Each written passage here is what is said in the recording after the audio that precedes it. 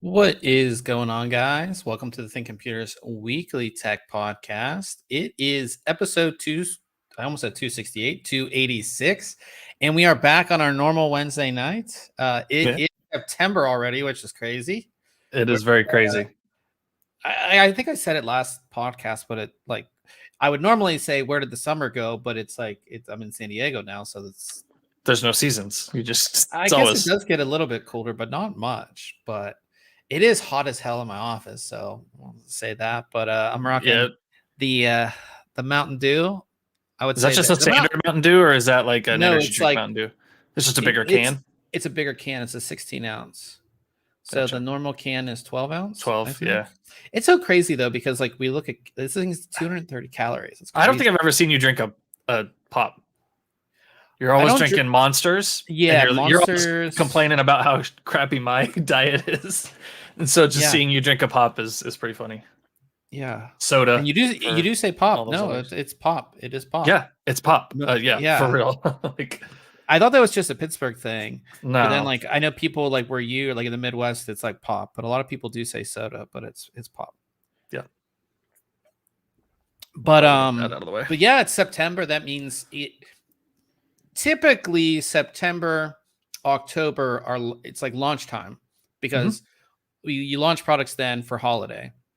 Into November a little bit. Not as much gets released in December unless it's like the first week, but that means that we're going to be really busy with a lot of reviews coming up and launches and stuff like that. So it's just busy time. But did you now we're talking about, did you have a good summer, you think? Did you do any fun stuff? It went by so fast. Like I was talking about this with my wife when we were saying, we're trying to figure out what to do with the kids during the summer so they're not bored, and we get them into camps. They're already back in school. Like it just flew by. I mean, we swam. Not as much as I thought we would. You sent me some pictures of you at the pool, or you said you were at the pool. Doing the pool stuff. And I mean, when it gets so hot, I hate being outside when it's that hot. So I end up inside most of the time. Yeah. But I mean, it went by fast. It was fine. Yeah. Well, that's good. Like I said, I mean, this whole move and everything. And then when you're here again, you don't really think it's like summer. It's just like normal. It's just nice. Yeah. And you don't have those insanely hot, I don't remember a day since I moved here. I moved here in April, a day where it's like, holy crap, it's so hot like that. You would get that heat wave in Pittsburgh, and here I just don't get it. So yeah, we had that a couple weeks ago. It was like high 90s, hundreds for about a week, and that's just like, ugh, I hate that. Yeah. But thankfully, the last couple of years, we haven't had those 110 days. We'll get those every now and then, and those are just unbearable. Yeah, I couldn't imagine that, especially in this room. This room gets, Ryan and I talked about it, but this room gets hot, and it's just not good. And I have the AC on too. And you got that fan on behind you too. It's hidden, but hopefully that helps you move some air in there a bit. Not much. I need to get a bigger. I'm getting a bigger. I'm gonna move up in fans until I have to get some type of AC. I really don't want to get an AC because, like I said, I have central air in this apartment, but it's just this room, it gets hot, and I have a computer running, which obviously doesn't help. Yep. And then when I do the podcast, I have the door closed, so that obviously doesn't help. Just get you some long cables and move the PC somewhere else. And no, you got to have that PC on the desk. Yeah, right there. But enough about the weather and everything. This, of course, is a tech podcast. If you guys are in the chat, say what's up. Old Man is in the chat. He said, "Hey guys, good to see you here." I got a story about Old Man for later. Oh, you do? Yeah. Okay. All right. Well, I guess we'll save that for later. But yeah, this is Tech Podcast, and of course, if you want to follow along with everything they're going to be talking about this week, we do have our show notes page that has everything they're going to be talking about. So you can scroll through, you can read it before we talk about it, or just follow along with us. But we are going to start this week with some memory. Typically, when you look for memory, it's all RGB memory. But Patriot has come out with their Viper Elite 2, which is the newer version of their original Viper Elite, which we reviewed. It came out in 2015, but I believe we reviewed it in 2016. But it's just the plain Jane DDR4. It's so weird because we went from like, oh, how can they make a heat spreader different? What design they can put on a heat spreader to like, what type of RGB can they do? And now it's like, oh, we get to look at the heat spreader again. And that's like the main focus of this memory, beyond performance, obviously.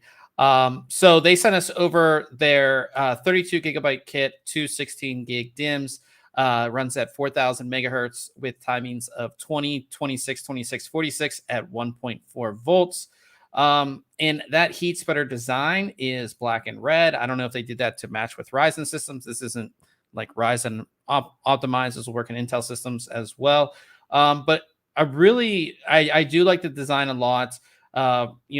Mix of red and black. You have the Viper logo down here, and it says Viper logo up top. On the top edge, where you would typically see your RGB LEDs, you just have a Viper logo towards the end here. That you can see, and that's basically it. I mean, one thing they did change. So I don't know if we talked about this, you and I, but I do remember talking about it. Is they changed the PCB. So on the original versions, the PCB was green. Yep. And on this, it's black, which is good to see. Good.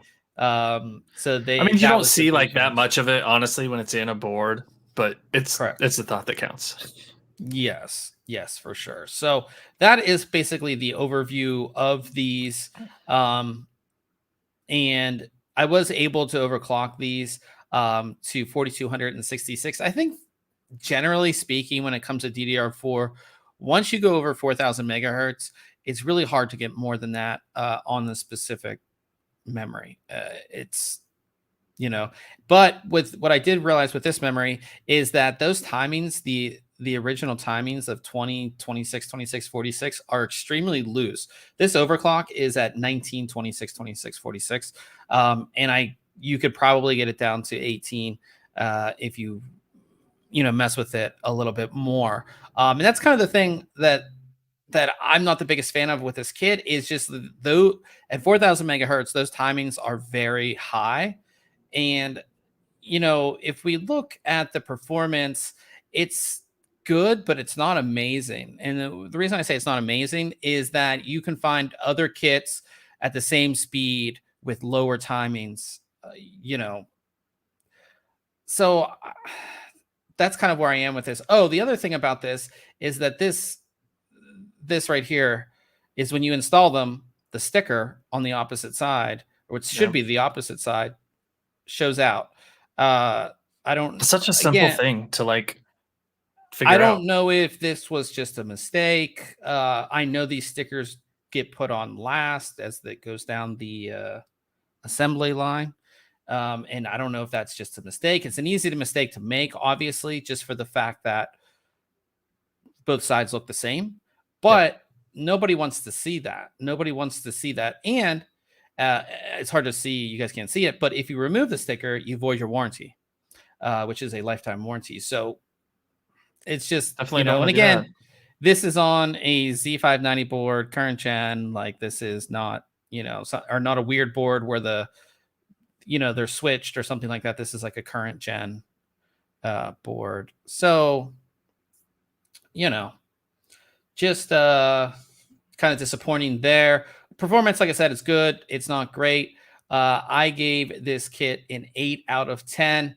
Again, the default XMP profile is very relaxed. They have a 3600 megahertz profile, which has the exact same timings, which is crazy relaxed. And the sticker is just like, I don't know why the sticker is on that side. It doesn't make a whole lot of sense Yeah, to it's me. kind of lame. Yeah, so 8 out of 10. The 32 gigabyte 4000 megahertz kit sells for $159.99. Memory prices are always all over the place. I don't think it's a horrible price there as well. So check out the review if you want to know more. We have Big Dog in the chat. Yep. And then Nick Good, who says, play stupid games, win stupid prizes. I'm not sure what it's in reference to, like maybe the sticker Yeah. placement or something. I don't know. Nick, what is that in reference to? I would like to know. But yeah, check out that review. And then we have a really cool product. And I actually did a video on this. If you guys are watching on YouTube, you can see it on our YouTube.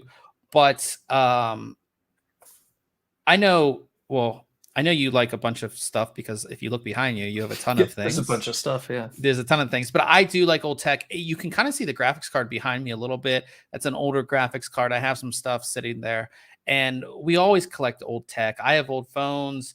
You have you just have old tech, and you can like display it and do different things. But this company called Grid Studio, what they do is they fully deconstruct old tech and they turn it kind of into art. So what they've done and what they sent me, I'll go to the pictures of it, is an iPhone 3GS that's been fully deconstructed, and all the parts are laid out, and they put it in a frame so you can mount it. And it's just like this cool piece of art, but it's tech. And it's, again, you might have an old iPhone, you might have an old Android phone that you can like put on a shelf, like I have behind me. But this, in my opinion, looks pretty awesome. Yeah, no, this is really neat. It'd be cool if you could like submit your old phone. You're like, oh, I've got this old, first gen iPhone or something, right?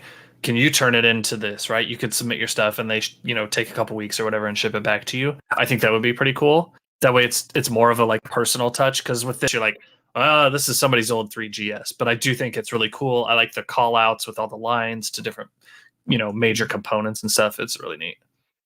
Yeah, and they might be able to do that, because let me go to their website. They do custom projects. Let me see if I can show you this one. I can't make it, but they did like all of the iPhone cameras through iPhone 10. Okay. Which is pretty cool.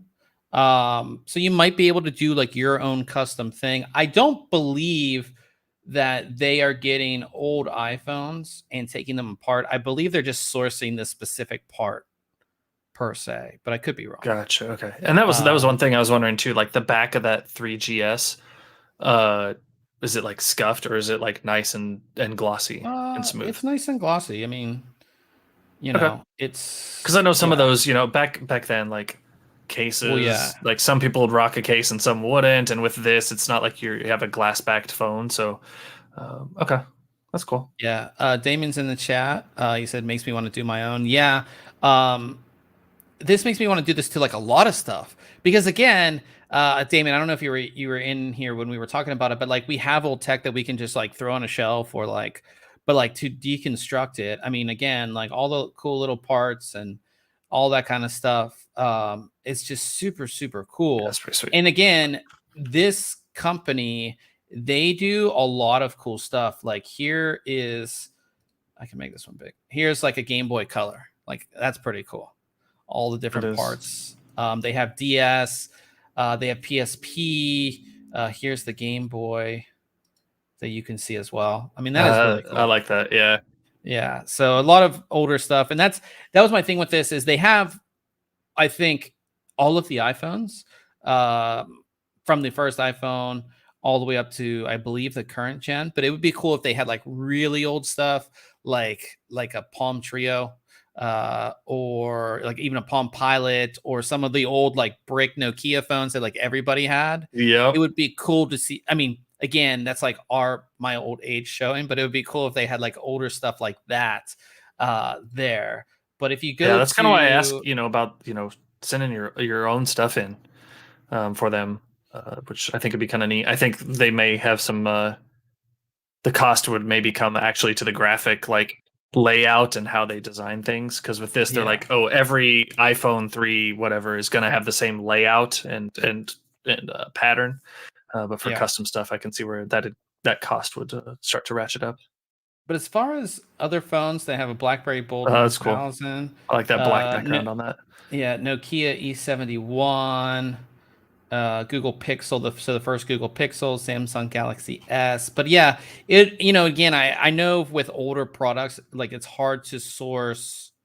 Oops, it's hard to source the older parts. You know what I mean? I'm sure getting the parts for like the Game Boys is hard. And there's like Sony PSP, Game Boy original game. This is Game Boy Pocket, Game Boy Color, Game Boy Advance, PSP 2000, and then Nintendo DS Lite, which is pretty cool as well. So you can see all that. But yeah, really cool stuff. Just a different way to deconstruct all that. Yeah. And like I said, the one they sent us again was the 3GS. It came just perfectly, no issues. It looks really cool. I have it. You guys can't see it, but it's like, I always mess this up, but it's like, there you go. You did it right above his graphics card. It's like up there. But yeah, I mean, I have it hanging right on the wall there, and it just looks cool. It's a cool thing for anybody's office if you're into tech. So yeah, so check it out. As I said, and again, I have the video on YouTube, but it's not necessarily cheap, but I wouldn't call these super expensive either. This one, the 3GS is $169. That seems perfectly affordable for something like this. It's not crazy affordable. Now, certain things like the original iPhone is $400, I believe. So because it's sourcing those parts are a little bit harder. But if you order any of these, we don't have a specific link. You just go to Grid Studio's website, which is linked in the review. But if you use promo code TC15, you get 15% off. So if you want to pick one up, use that code and you get 15% off. So cool. Go ahead and check that out. But again, just it's super cool. Like I wish I could I might buy more of them just to like make like a whole like this wall over here, which is completely white. I could do something over there with a couple of them, so we'll see in the future, but definitely check out the review, check out the video. Like I said, is on our YouTube as well. So yeah, that was our reviews for the week. That brings us to Case Mod Friday, and we have a custom scratch build by NGen PCs, who we featured before. This one's called Final Fantasy. Was it 14? I know my Roman numerals sometimes. And I guess I know some Final Fantasy, but I mean, does this fit like the... No idea. Yeah, I'm not up to date on current Final Fantasy stuff, like at all. Yeah, I never followed any of the Final Fantasy stuff.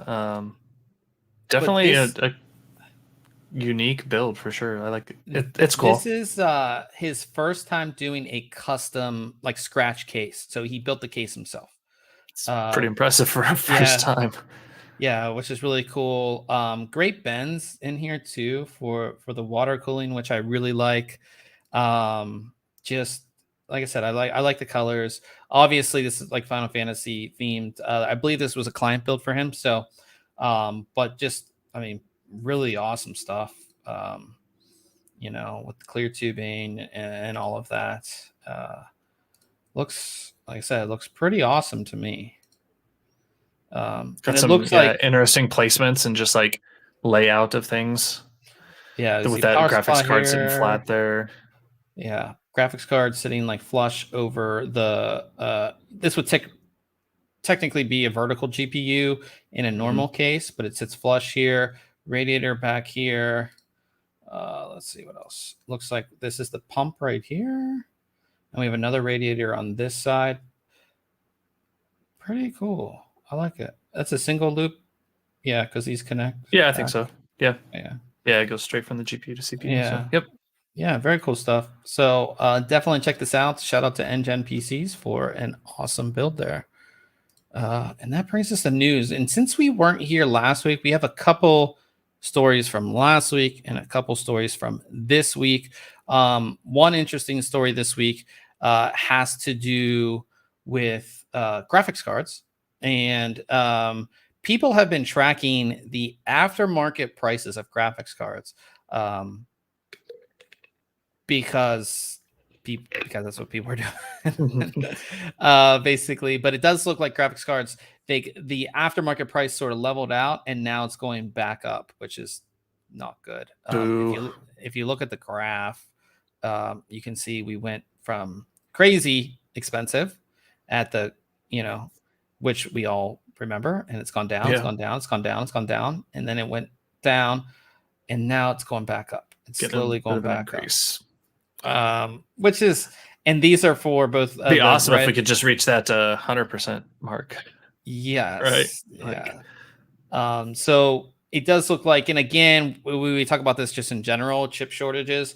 I don't think they're going away anytime soon. I think that has a lot to do with it. We did see during this decline, I saw so many people on Reddit, like, oh, I found this at Micro Center. I found this at Best Buy. Like, a lot of places had availability for like the past month and a half. A couple weeks ago, I think Best Buy had a huge restock of cards. I think it was something like 17,000 cards, and like the one on the east side of my town, they had 100 and some cards across all the models, and I was kind of tempted, but to go stand in line and see if I could grab a card, but I just didn't pull the trigger. Should have done it. Old man said, my 3080 is worth more than my first used car, even with inflation. That is crazy. Okay. Well, old man, you were the one who bought the pre-built with the card in it, right? That's pretty. Smart. That's like the he's thinking in the future right there. Old man knew it was coming, and he bought his pre-built. So expect aftermarket prices to go up and shortages to continue, which is a little sad, I would say. We talked about that older crypto mining card from AMD. It looks like a new one has been spotted. This is a XFX Navi 21 GPU made specifically for crypto mining. Not much to see because obviously the important parts are covered up by this little 28C. But you can see this is definitely a different looking card. It's just all black. You really can't see. Yeah, there's no reason for it to be flashy by any means. Yeah. So do you think again, AMD had always said we're not going to limit any type of algorithms on our card. Do you think they're going to release a crypto specific card, or just I can see XFX doing it, right? Like we're kind of seeing here. I don't know that AMD is necessarily going to put out a specific get behind that GPU necessarily. I think maybe they kind of saw what NVIDIA did and just kind of watched obviously they would have the capability to do something like that, but I think maybe they'll, or at least I hope they will do something, just a standard card, not gimping it to decrease its mining potential, but don't make one toward mining specific. Yeah, I would think the AIB partners would just kind of do their own thing. And I think that's a way for them to, you optimize the cooler design for like those massive racks and stuff. You know what I mean? So that's probably what that is. Because as you saw, the power connectors were on the end. They weren't on the side of the card, which we typically see in most gaming cards. So also talking about graphics cards, Intel Arc, we talked about that. That is the new brand name of Intel's discrete desktop GPUs that will be coming out. They will offer overclocking through the official driver, which is pretty cool. Do we see that from NVIDIA now? I don't believe overclocking in the NVIDIA driver? No. Like in the software. I don't believe so. You do, like we have like MSI Afterburner and the EVGA utility and all that stuff. Precision. Excellent, precision and all that stuff, but you don't see it through the official driver. So that's pretty interesting. Their extreme overclocking utility for their CPUs. Yeah, for the CPUs has gotten better over time. It's not amazing, but it's actually decently good. So good to see this. And it's, again, Intel hired a lot of people in the gaming space, not just people developing the specific GPU, but they hired a lot of people. I mean, they hired what's his face, the guy the guy from Hard OCP. They hired the guy from Hard OCP. Yeah, Kyle. like, yeah, they hired him. Like, you know what I mean? They hired people who know, like, who are in the industry, and this is like one of the things that people would want. You know what I mean? Yeah. So yeah. Nelson is in the chat. He goes, "Yes, I have made it just in time to hear about Intel GPU." Yeah, it's riveting. Yeah. But I do think it'll get better as we get closer. I do think they're taking a lot of time to there's those little things that it took so many years to get on the, like, we might have, initially, which I think is good. So we'll see that obviously as we get closer to those launches. Moving over to the CPU side, a leaked single core benchmark of Geekbench 5 shows the Intel Core i9 12900K, which will be their flagship, is 12% faster than the Ryzen 9 5950X. Again, single core. This is single core. So keep that in mind. And Intel is usually better at single core a lot of times because they operate at higher frequencies typically. So keep that in mind. I don't know what the difference was. It doesn't say what the difference was in the multi-core. Yeah, I think this 12900K is going to be an interesting part because, as we talked about before, it's 16 cores, but 8 of those cores are like the big cores, and 8 the big little small. Yeah, the big little design. So I think it's going to be really interesting to see how that all works together and how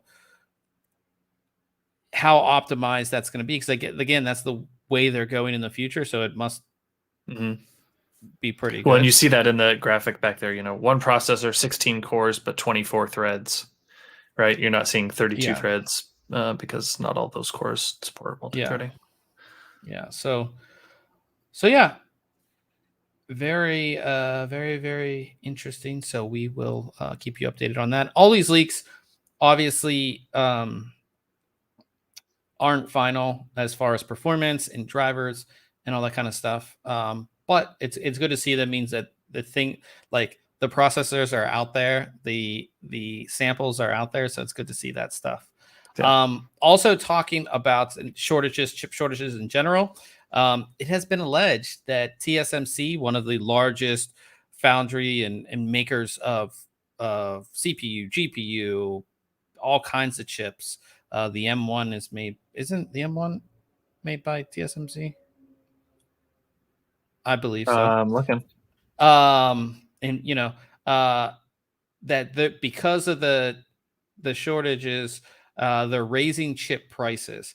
It says Indian industry experts, we can expect at least a 20% price hike, which is a lot. Whew. I don't do math, but I don't know what like a $500 processor would cost. $500, 10% would be $50. So 20% would be $600. Yeah. So, and add another $100 onto a flagship processor, which isn't great. So yeah, that's not awesome. This article did say that the auto industry will suffer the most from this, and I've already seen this. Like I was like looking because my lease is going to be up, and like I was like looking at the price of like the exact same car but like newer, and it's like far more expensive than I thought it would be compared to how much I paid for my car 2 years ago.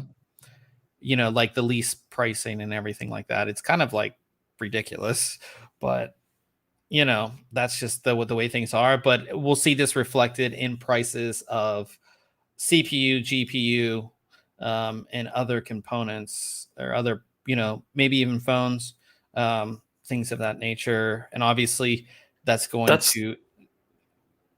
arena where I feel like I haven't heard the as much pain right, is the phone, the mobile arena. Yeah. You don't hear about like, oh, the new iPhone. Well, there's none available because we can't get chips. There's plenty of those, and like, in my opinion, there's probably more cell phones than graphics cards, right? Yeah. Like, so Do you think? Obviously, I think the big one is the auto industry. Mhm. I think, like I said, I was down at the Honda dealership, and to get a car like if I wanted to get a car that day, the wait to get a brand new lease, a brand new car, like it was like 3 months. Dang. And he was like And we're showing me like, all the ones they had coming in, they had like people's name next to them. He's like, yeah, we're like, these are all gone already. I'd love to sell you a car, but they're all sold. Yeah. So, but yeah, phones. I think. Well, one I mean, the big iPhone launch was a while back, right? And Apple already had that contract, so like, the big demand happened, and then I mean, I know there's probably still demand. I mean, people are still buying iPhones, but it's not as crazy as it would be at launch per se. But yeah, next launch we'll see how that availability, like next big phone launch. Is there like a big Android phone, like a Samsung? Didn't Samsung Pixel just have an 6. event? Something? I don't know. I know the Pixel 6 is coming out soon, and I think they have an event coming up sometime in September to kind of officially announce it or give details. Yeah, but that's what I mean. It's just like, well, yeah, I think, like I said, audio industry, you're right. Like, I don't hear as much about phones, but I think that's just the general consensus is like people who might want a new phone and it's not available, like they still have their old phone. Right. Like where people like get a new car, it's like they really need like a new vehicle, or their vehicle is wrecked, or they're like, it just like with me, sure. like, your lease is up, like you need a new vehicle. Yep. So we shall see. But we'll, like I said, we do have, I mean, in our side of things, we do have, well, one, we have current GPUs. Will that cause the current market of GPUs to go up? We have Intel and AMD launches coming down the line. Will we see a typical flagship, is $550? Will we see $600-700 flagship part, for desktop? We shall see. So be interesting to see. A new leak from video cards was put out about ASRock Z690 boards. They have all the names listed. If we go to their website, and I'll bring it up here, you can see from NZXT, which is weird. Their naming of it is interesting too, is that you're going to get an from NZXT, an NZXT NZ Z69XT. That's not an N7? Sorry, an N7 Z69XT and an N5 Z69XT, which is interesting because NZXT for the most part had one board. Yeah. Per a chipset. Per chipset. Now they're going to have two, which is very, very interesting. And then we have all of the ASRock boards. So we're going to get like PG Velocita, Phantom Gaming boards. We have their Riptide boards, their Extreme boards, Steel Legend, all that kind of stuff. No word on Tai Chi, Aqua, or OC Formula, but I mean, those are the big daddies, and we expect those that come as well. So this is like a list. I don't know where they got this list or how they got this list. Most of this is like expected though, because again, with any company, just like say like Asus, we expect ROG, we expect right. You could make the same chart with no like proof whatsoever, right? They're gonna have their crosshair, or not the crosshair, but their all their list of boards. You could probably figure out the name of all of them if you sat down and spent 5 minutes comparing previous generations. Yeah, I mean, if you just took a previous gen list and then just change the number in front of it, I mean, you'd be pretty accurate. Probably be right. Yeah. Be very, very accurate. It's not often we get either a new sub brand. So we got Riptide last generation from ASRock, but like it's not often we get a new sub brand, because how many sub brands can you already have? You know what I mean? It's like, so yeah, we'll I'm always excited for new motherboards, you know that. But we'll see how many, and again, it is staggering to think, like, ASRock, Asus, Gigabyte, MSI, they put out like, per new launch, they put out like 30 to 40 to 50 boards, which is pretty crazy. So yeah. In the chat, Nelson has asked, any word on next Threadripper? Honestly, no clue.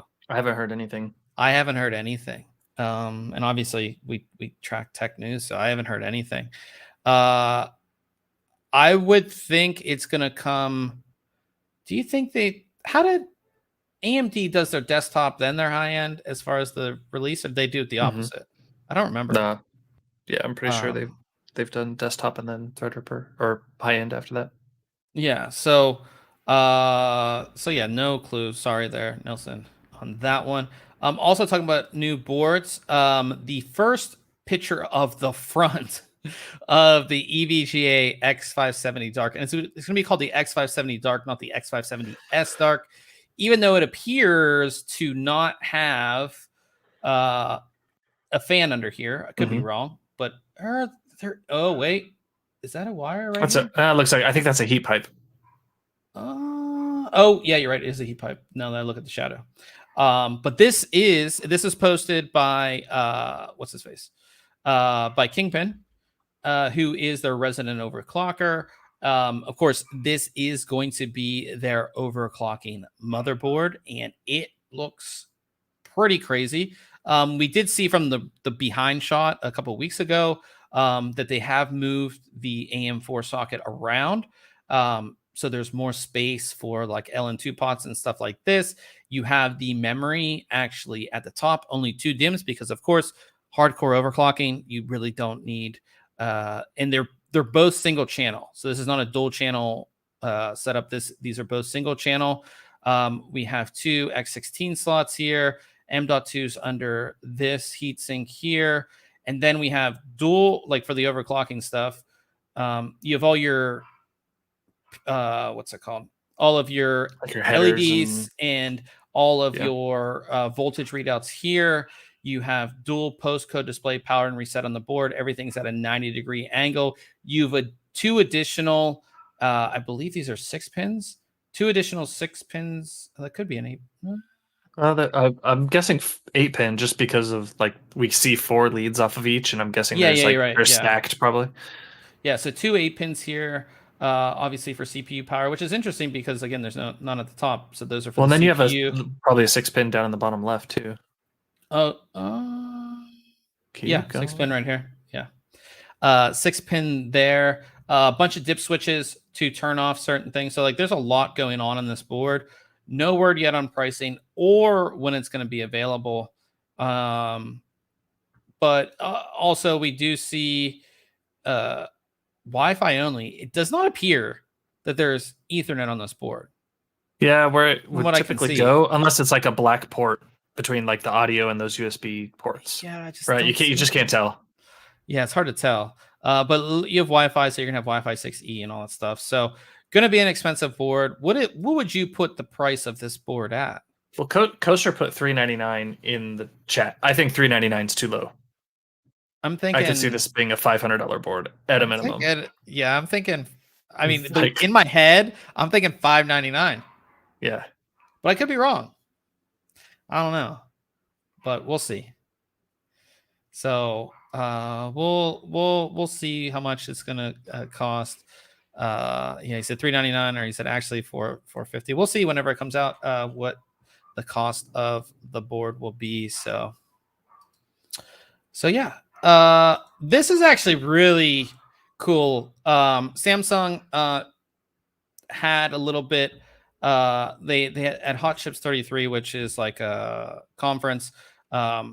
They talked about DDR5, and they talked about their DDR5 module is going to have 8 stacks on it, which would look like this, sort of. with the voltage regulator on the module, which is going to be something different.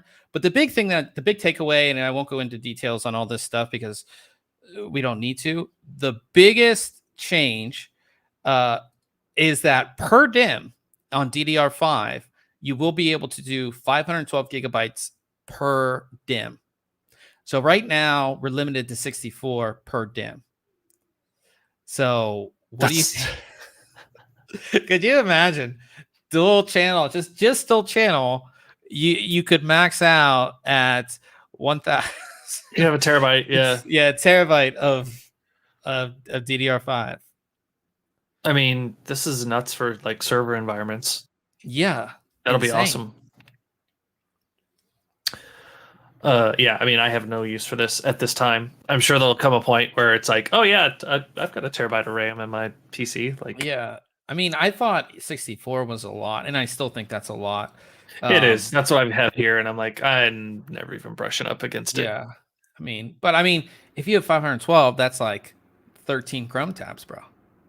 You know, that's like, yeah. So pretty cool to see that. I mean, that's gonna obviously be the future, and I think if you remember, like, I mean, DDR4 has been out since I don't know when, long time, but like a while. So it is. It's nice to see the upgrade eventually coming, and it will eventually get to that capacity. I mean, this will be years and years. Damon said in the chat, 512 gigabytes times 4 would be 2 terabytes of RAM in a mainstream desktop, or 4 terabytes RAM in a high-end desktop. I'm running 128 gigabyte in my Ryzen desktop. Yeah, man. Damon, what would you do with all that extra RAM? Like, what would you? I want to know what Damon's doing with 128 gigs now. It's just because he can do it. I mean, because you can. You got to fill those slots up, right? Yeah, you can't just leave them empty. Slots. And you gotta fill them. Where are we at in here? Okay, so this is hilarious. Old man's asking how much a DDR5 512 stick would cost. I mean, initially, if they do make them, it's going to be crazy, but it's going to be crazy. But as years go by, and again, I mean, 64 gigabytes of DDR4 was 100 at one point was incredibly, yeah, like, is incredibly expensive, and now it's how much was that Viper kit? That Viper kit is 159, and that's 32 gigabytes. So or 32. Okay. Yeah. Damon said he's doing engineering work, and he said, but with the terabytes of RAM, he has no idea. Yeah, but like it will be like Windows will eventually need 128 gigabytes of RAM to run or something stupid, So yeah, so the next thing, actually, Damon and I were talking about earlier. I believe it was Damon I was talking to. Yeah, I'm pretty sure. Is that Team Group is going to unveil a AIO Water Cooled SSD. They teased it, and they had their Liquid One, which was basically, and we covered this when it came out. It was actually really cool. It was NVMe SSD with I guess coolant. It looked really cool. It didn't make much sense. It didn't make much sense. Let me see if I can find it. Wasn't it like passive? It didn't actually have any flow to it. It was Let me see if I can find this here because I'll show you the original. And the original, again, it looked kind of cool. To me, that's all it was. It was like it looked cool, but yeah. This is the original. It's like no, I like it looks like an NVMe, and it has coolant in it. And the whole idea, I don't think the coolant's doing much of anything, obviously, because it's not being pumped through anything. It's just sitting there. But it looked cool, and it was different. Now what they're doing is appears to be at least 120 millimeter AIO that's connected to an M.2, right? And it looks like it has this big ass pump that's I'm guessing that's your pump and reservoir and heatsink all in one sitting on top of the M.2. So here's two things. One, that pump is taking up so much space. Like, and again, most M.2 slots are like in between or under graphics cards per se. Like a graphics card would overhang that. So this isn't going to work in half systems. And two, who's going to take up this much space with the 120 millimeter AIO for an NVMe drive? Somebody. Is his NVMe drive like lighting the stuff on fire that it's so hot that it needs this? Yeah, and no. Damon said by standards, an M.2 slot is limited to 7 watts of power. Well, yeah, I mean, I don't think we're yeah. So it's just like, what is going on? A little overkill there, and really, like, you really want to make sure your controller is staying cool, right? That's where you end up with your most of your throttling is from that controller overheating. But your memory chips are fine getting a little warm, right? They'll perform a little better, being a little warm. So I don't know. It's just somebody had to do it, right? They're having a big launch event where they're going to announce DDR5 and everything else September 23rd, 10 a.m. Eastern time. So yeah, they'll have some new products. This will be one of them, and obviously when that happens, we'll tell you all the details. But oh my god, I just realized this. Is this a Molex right here? Like, hold on, let's see if I can open this. You think it's a Molex, or you think that? Is that a Molex right there? Because if it's a fail. No, but look at the line. Like, or is it just like a 3-pin or a 4-pin for? Or that's I was also thinking RGB, but it looks a little too thick, maybe. It might not enough wires, but who knows? This is a render, so that could be the RGB. Yeah, if it's a Molex, total fail. If it's RGB, yeah. So I guess there's gonna be RGB on this as well. So, yeah, I will not be getting one unless we review it, and I still don't see a point for it. A new company or a newcomer, not necessarily a newcomer because they've been doing this for a while. A company called Hyte, I guess that's how you say it, Hyte, which is basically a sub-brand of iBuyPower. They've unveiled their first case, and it's actually pretty cool-looking case. iBuyPower, CyberPower for like the longest time, and other custom manufacturers have made their own custom systems, especially for small form factor. iBuyPower has always had their Revolt PCs, which are the smaller ones. And a lot of people have always like, I want that small little case, but you couldn't get it unless you got a custom PC. Well, not everybody wants to, custom PC built or has the money for a custom PC. So they released their own case, and you can kind of see it in this photo back here. It's over here. They're offering it in black and white. Looks a lot like, as most of these ITX systems do, like the NZXT H1, but it's a little different. A little bit bigger, has a dedicated handle, also has a pop-out dedicated headphone holder there. ITX, I don't know if I can play the video and it shows the insides. But there are some reviews out today if you want to check it out on some other sites. But it's cool. And it's not all that expensive. I think it's like $90. It's like $90, something like that. Or $129. It's pretty cool. Fits the handle's neat. GPU. And it can fit radiators and fans and things like that. So yeah, like I said, I would check out the reviews, but I think it's pretty cool. And it is good to see, again, like there have been some cases. I remember seeing one CyberPower case. I was like, you guys need to sell this, but they wouldn't, like, it was like they had it for their custom builds. But it is kind of cool to see this, and we'll see what this Hyte brand does, if it stays, if it's just a one-off. Like mentally planning my next LAN rig for QuakeCon, right? Like that's what I want to build my next rig for, is like to be done and use it there, like initially, kind of, and having that handle on there would be nice. Yeah, that's really cool. And we don't see that as much anymore. So no. Yeah. So that is that. And one of the big announcements, Microsoft has put a release date for Windows 11. And I don't understand why they didn't do 11.11 21 because that would like make more sense. Yeah. But it is coming out, available to the public October 5th. So you'll be able to buy it October 5th. Not so soon. Yeah, I know. Do you have any systems running it yet? No, I haven't. I don't either. I've had no desire. Not interested. Yeah. I've never really been like the Windows like yeah. Well, I think the last time I to get it when it's on sale. The last time I was excited about a new version of Windows was like Windows 2000. I'm pretty sure this last time I was like really excited about Windows. Yeah. Because I mean, I ran Windows 2000 like when Vista came out, like I ran Windows 2000 for like a while because Vista was so bad. And I know a lot of people that finally have upgraded to 10. I mean, I'll eventually run it, obviously for like our test systems and stuff.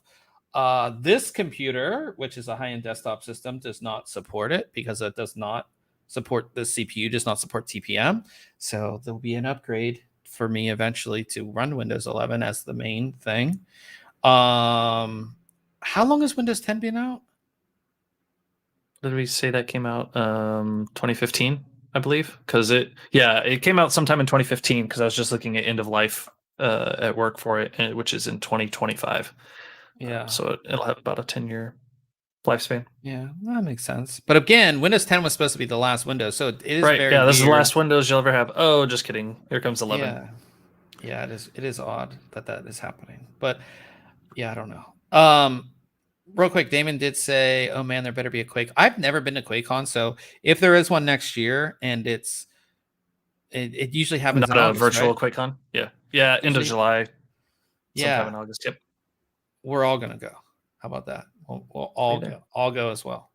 That'd be cool for all of us to hang out and go. Damon, you better go. So yeah, we'll definitely go ahead and do that. So yeah, again, I'm not excited. Like, are you now for work? Are you guys like have an upgrade plan path deal? Yep, that's why I was looking into it. Was like, all right, what do we need to start looking at our timeline for that, just for compliance reasons. But we won't shift to it like right away by any means. We'll test it out for quite a while. Yeah, and with another 4 years on Windows 10, because we were on 7 for up until the end. Yeah. Old man says in the chat, I wonder if Windows will automatically upgrade some users to 11 automatically and call it a bug. I remember when they did that for 10. That was like a big controversy because nobody wanted to upgrade to 10, and then they like kind of forced it. I was ready for 10, man. I'll tell you what. Yeah. I'm pretty sure I held out for a while, and then I think I did it on the test systems. I'm like, okay, this actually works and doesn't have issues, and then I was okay with it. But yeah, Damon says they drive down if you want to tag along. Yeah, no, I've driven down multiple times to QuakeCon. I don't think I've gone 10 times yet, but I've been plenty of times. So I will go. Something. I'm telling you guys, I'll go if there's nothing crazy going on for me. I will definitely go. This was an interesting story last week. So if you own a Razer product, a Razer USB product, whether it be keyboard, mouse, headset, whatever, you know that when you plug it in for the first time, it's going to ask you to install Synapse, which is their companion software, which I'm a fan of. I like Synapse. I think it works great. And I'm a fan of that because I feel people are dumb. No, it's super convenient, right? Yeah, it's super convenient. It's doing what you're going to have to do anyways, instead of going to their website and where's the download link? Is this the right version? That's why I'm a fan of like the Asus Armory Crate, all that stuff, because so many people, and again, there are some companies where you have to download like every driver individually, and like if you're not a computer person, that's like asking me to like, I don't do hard math. Like I'm just not good at it. You know what I mean? It's just like not good. So I'm a fan of that. But it appears that this software is able to, this process is able to be exploited. So this was discovered. So when a Razer product or one of the dongles is plugged into a Windows PC, the the OS automatically attempts to download the software to give it its functionality.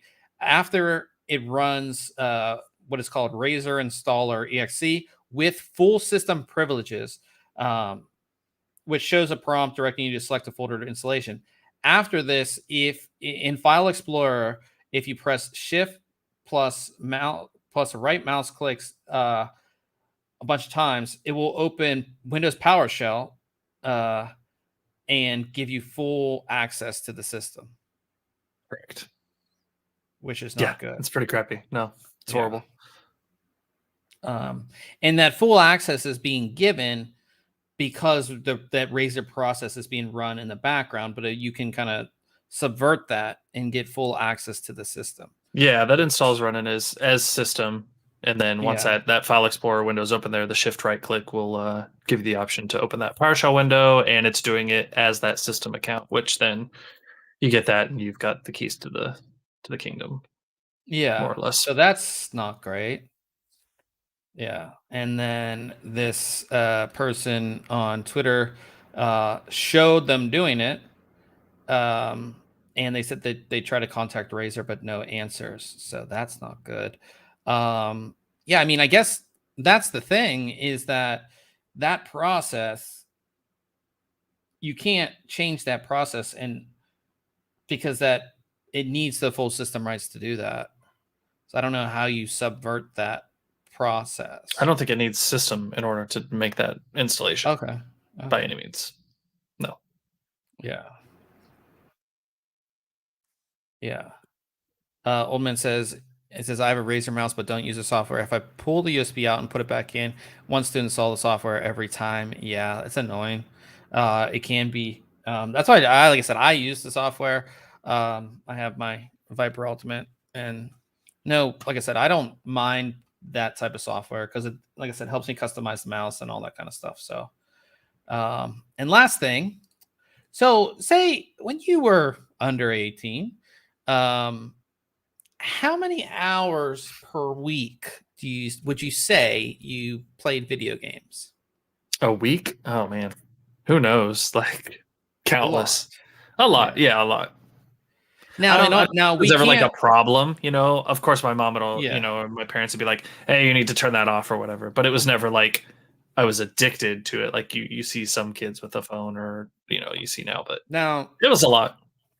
We never had online games because we're old, and online wasn't a big thing at that point.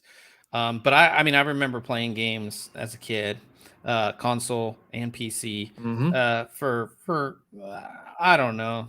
Well, just think about it, like when sleepovers were a thing, right? You're over at your buddy's house and you like bust out the Nintendo and you're playing Contra or something till 2 in the morning, right? Just go. I mean, play for 8 hours in a row. Yeah. So this story came out. China is going to restrict gaming time for anyone over the age of 18 to 3 hours per week.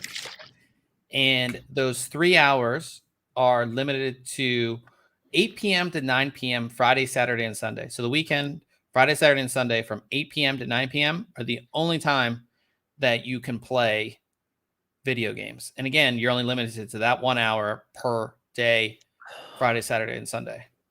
Wow. And this is for online games. How do you feel? Oh, just for online games or for all games? For at least for online games per se.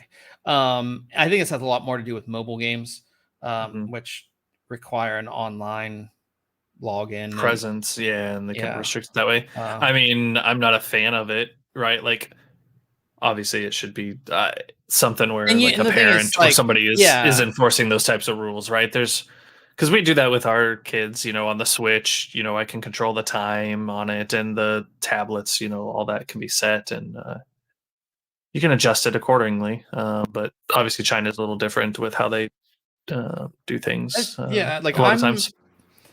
I think it's up to the parents. Sure.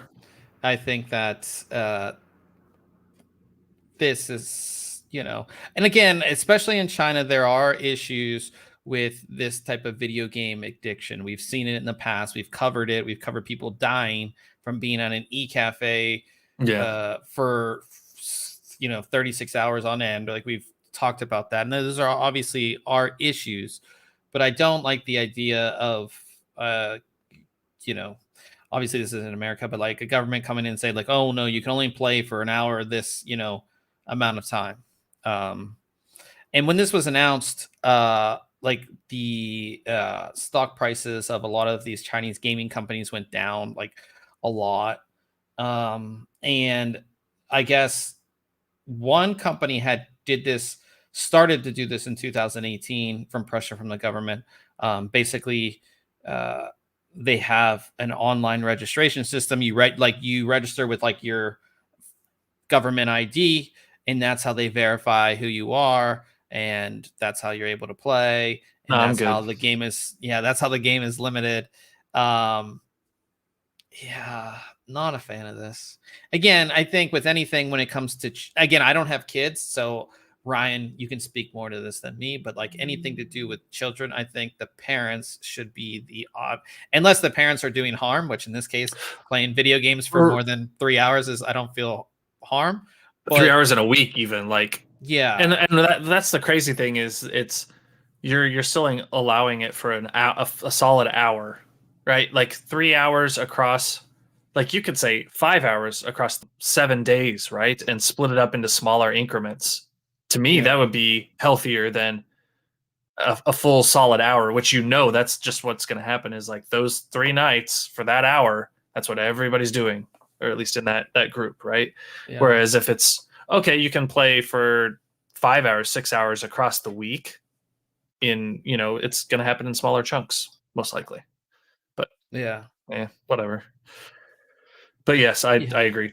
The parents should be the ones kind of monitoring and setting that time limit appropriately.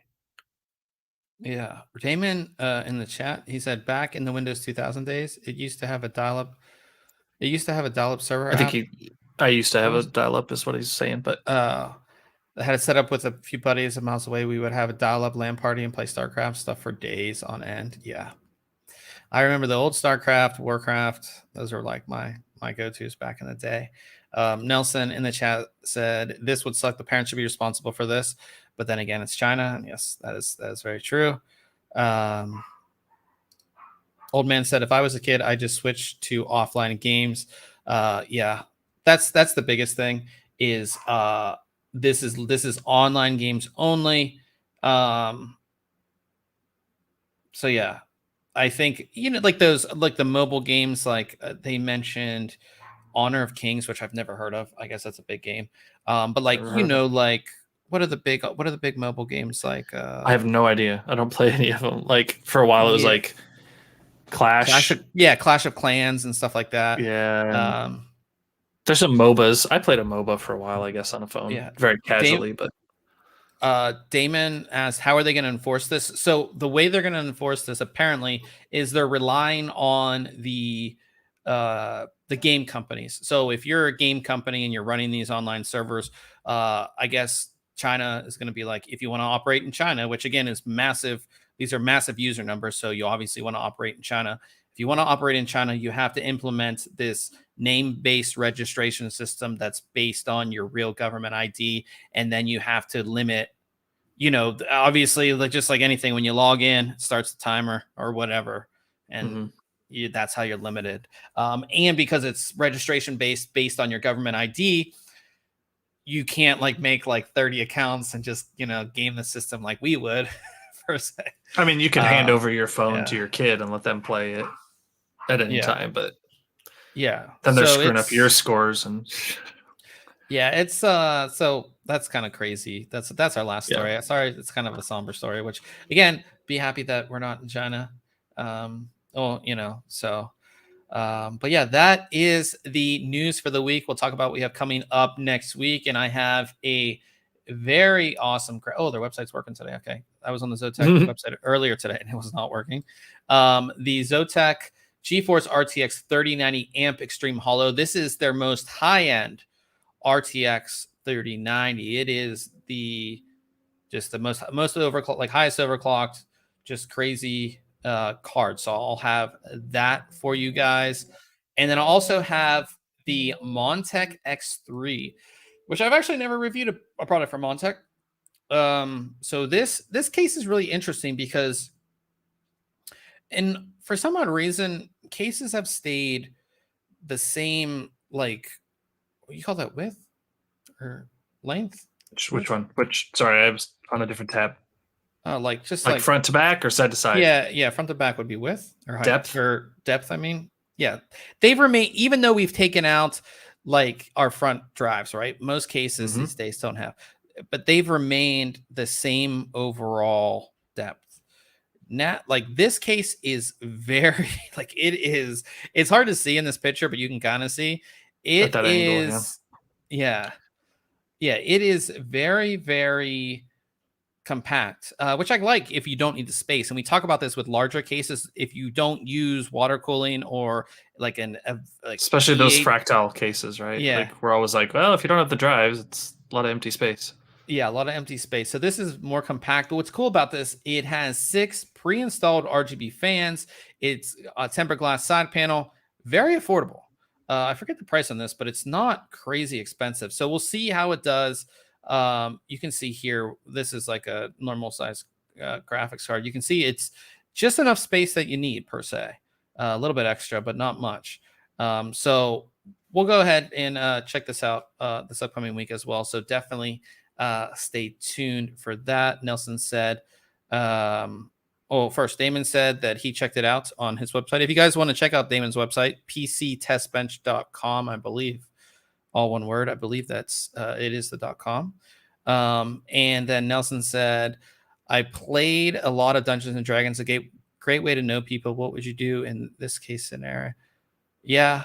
I mean, you could do a lot of different stuff if you weren't able to play your I think like, again, with China, that's like the whole idea is like they want to help with the addiction of games and those issues, but that's, in my opinion, way too much overreach by the government per se. And then Nelson also said, beautiful case. Yeah, we'll check it out. Stay tuned for the review coming up next week. And that brings us to the end here of the podcast, where we do some talking and talk about, I actually have some stuff to talk about, but I'll let you go, Ryan, if you do anything tech related, saw anything tech related. Nothing. I don't think so. No, nothing tech wise. Just been busy in general, life and everything. But I was going to tell my old man story. Oh yeah, you said at the beginning of the podcast, you can tell. So we were talking about this before the video.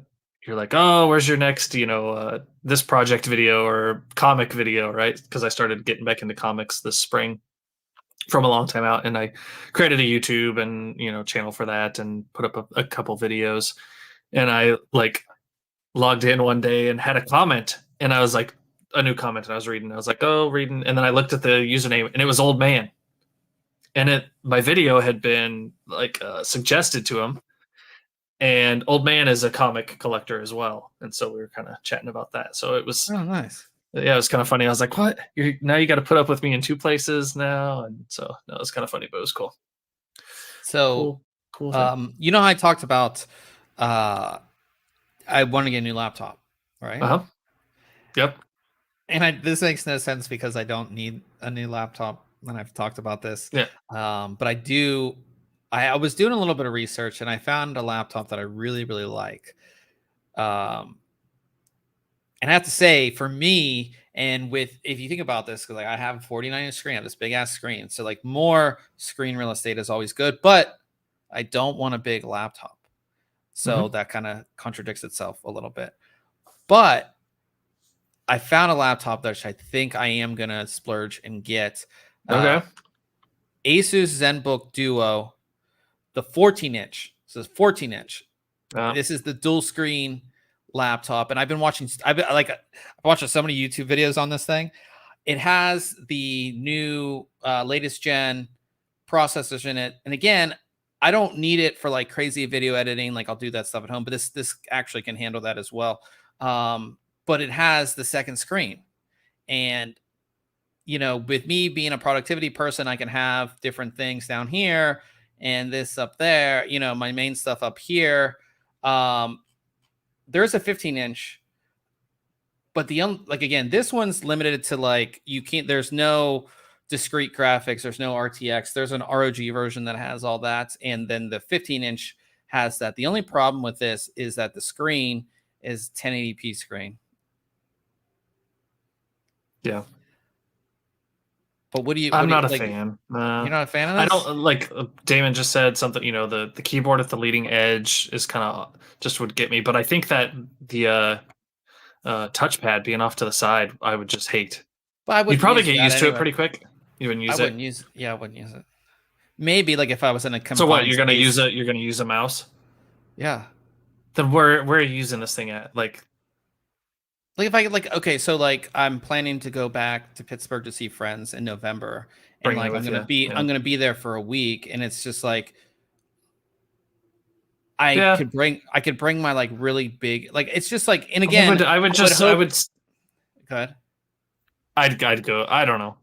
I think what I'm going to do, I'm going to go to Best Buy, or I guess that's all. Yeah, see if you can find one to mess with. I want to play with it and like use it and see what that second screen actually looks like, how it interacts. Like it's one of those things you have to go to the store, I feel. We have one at work that's the normal screen, but then the touchpad is the screen. It's an Asus ZenBook of some sort. And I was messing around with it, and I turned the screen like off instantly. I was like, nope, I don't need this. Yeah, I like to play with it. I'm sure it makes sense in some forms, but yeah, and this one isn't crazy expensive. Like I think it's like $1,300. It's not. Yeah, that's not bad at all. Let me see. And like with the storage, like I have NVMe drives that I can put in this myself, so I can get like the low storage. You know what I mean? Mm-hmm. Where's this? The i7.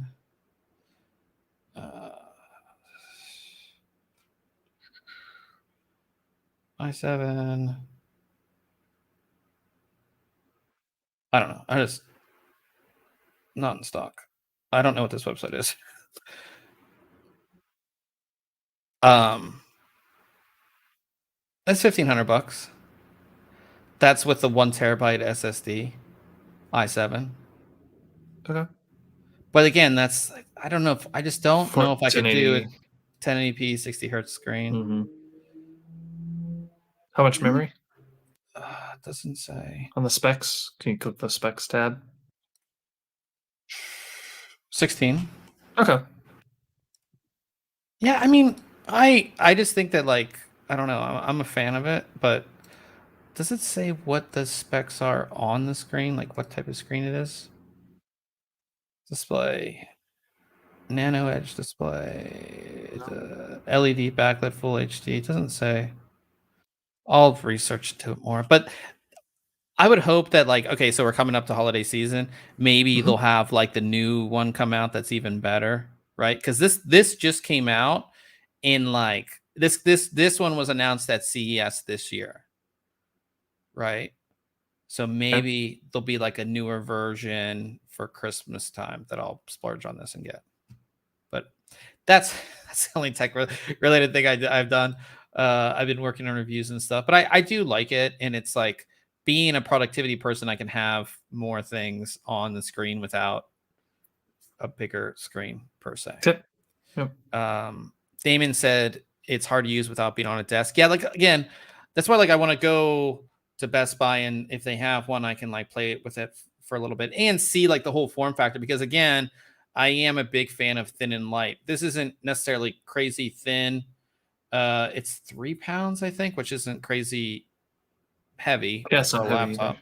Your laptop's like like 12 it's a beast. Pounds. Yeah, it weighs a ton. And the one I have is a gaming laptop, so it's like 9 pounds, I think. Like it's big.